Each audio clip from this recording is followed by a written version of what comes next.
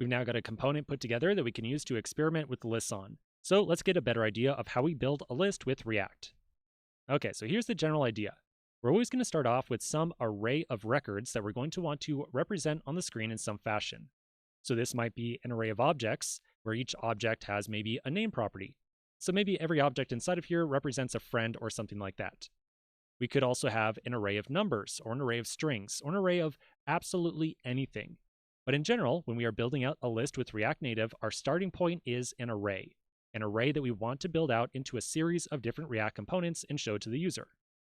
In order to take an array like this and turn it into a series of React components, we're going to use another one of those primitive elements from React Native.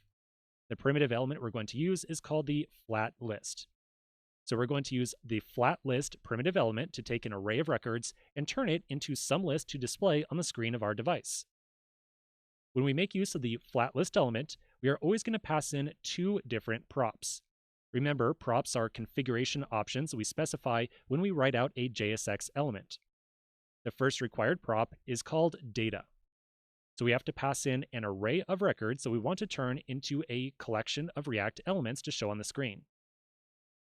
Now, FlatList doesn't technically just figure out for us how to display each of these different elements. Instead, it's up to you and me to provide a function called the renderItemProp that's going to be called with every individual element out of that array, and it's going to be up to you and me to return from that function a little bit of JSX that describes how we want to show each element on the screen. We'll see how to write that out in just a moment, because when I use words to describe that, it's a little bit confusing. Now, the last thing I want to mention really quickly is that if you're coming from the world of React.js from the web, you might be used to mapping over an array of data to build out a list.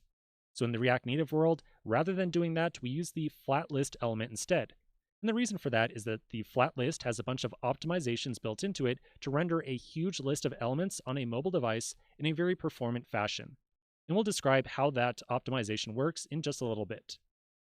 Okay, so now that we've introduced the FlatList element, we'll take a quick pause and then come back to our list screen in the next video and get a better idea of how to use it.